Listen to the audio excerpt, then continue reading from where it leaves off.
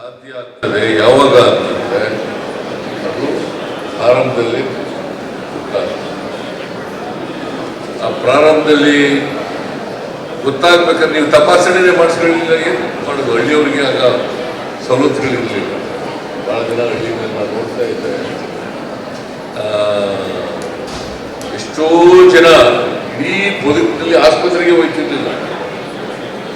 ಅಂದರೆ ಕೆಲಸ ಮಾಡ್ತಿದ್ರು ಜಮೀನುಗಳಲ್ಲಿ. ಪ್ರತಿಯೊಬ್ಬರು ಕೂಡ ಕೂತ್ಕೊಂಡು ತಿನ್ನೋರು ಯಾರು ಇರ್ತಿರ್ಲಿಲ್ಲ. ಹಳ್ಳಿನಲ್ಲಿ ನಾವು ಹಳ್ಳಿನಲ್ಲಿ ಕೂತ್ಕೊಂಡು ತಿನ್ನೋರು ಯಾರು ಇರಲಿಲ್ಲ. ಜಮೀನಲ್ಲಿ ಕೆಲಸ ಮಾಡೋರು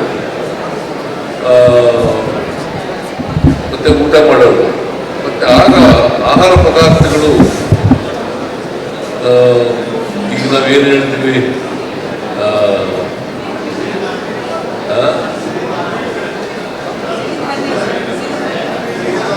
ಆರ್ಗಾನಿಕ್,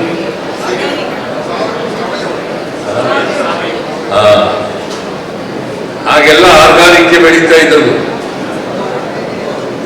ಈಗ ಎಲ್ಲ ಹೊಸ ಹೊಸ ಬೀಜಗಳು, ಹೊಸ ಹೊಸ ಗೊಬ್ಬರಗಳು, ಹೊಸ ಹೊಸ ಕೀಟನಾಶಕಗಳು ಇವೆಲ್ಲ ಬಂದು ಆಹಾರದಲ್ಲಿ ಸತ್ವನೇ ಹೊರಟು. ಆಮೇಲೆ ನಾವು ಸಾಧ್ಯವಾದ ಮಟ್ಟಿಗೆ ಬ್ಯಾಲೆನ್ಸ್ಡ್ ಫುಡ್ ತಗೊಳ್ಳಿಕ್ಕೆ ಪ್ರಯತ್ನ, ಸಾಧ್ಯವಾದ ಮಟ್ಟಿಗೆ ಎಲ್ಲರೂ ತಗೊಳಕ್ಕೆ ಸಾಧ್ಯ ಆಗುತ್ತೆ. ಈಗ ನಮ್ಮ ಕಡೆ ಎಲ್ಲ ಬಡವರು ಏನು ಮಾಡ್ತಾ ಇದ್ರು, ಕೂಲಿಗೆ ಹೋದ್ರೆ ಅಲ್ಲೆಲ್ಲ ಊಟ ಮಾಡೋರು, ಮತ್ತೆ ರಾತ್ರಿ ಸರಿ ಊಟ ಮಾಡೋರು. ಹೆಚ್ಚಾಗಿ ಒಂದು ಸ್ವಲ್ಪ ಕಾಳು ಸಾರು ಅಂತ ಮಾಡೋರು ನಮ್ಮ ಕಡೆ. ಏನು ಮಾಡ್ತಾರೋ ಗೊತ್ತಿಲ್ಲ. ಕರ್ನಾಟಕ ಕಡೆ ರೊಟ್ಟಿ ಮಾಡ್ತೀವಿ, ಪಲ್ಯ ಮಾಡ್ತೀವಿ. ಆಗ ನಮ್ಮ ಕಡೆ ಬಡವರೆಲ್ಲ ಉತ್ಸಾಹ ಮಾಡ್ಕೊಂಡು ತಿನ್ನೋರು, ಆದರೂ ಆರೋಗ್ಯವಾಗಿ ಇರ್ತಿದ್ರು. ಫಿಸಿಕಲ್ ಆಕ್ಟಿವಿಟೀಸ್ ಇರ್ತಿತ್ತು. ಅದಕ್ಕೋಸ್ಕರ ತಪಾಸಣೆ ಮಾಡಿಸ್ಕೊಳ್ಳೋದು ಒಂದು,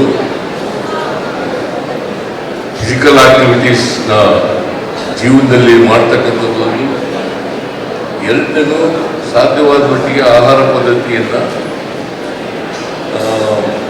ಬ್ಯಾಲೆನ್ಸ್ಡ್ ಫುಡ್ ತಗೊಳ್ಳಿಕ್ಕೆ ಪ್ರಯತ್ನವನ್ನು ಮಾಡಬೇಕು. ಹೆಚ್ಚಿನ ವಿಡಿಯೋಗಳಿಗೆ ಪ್ರತಿಧ್ವನಿ ಯೂಟ್ಯೂಬ್ ಚಾನೆಲ್ ಸಬ್ಸ್ಕ್ರೈಬ್ ಮಾಡಿ, ಬೆಲ್ ಐಕಾನ್ ಕ್ಲಿಕ್ ಮಾಡಿ.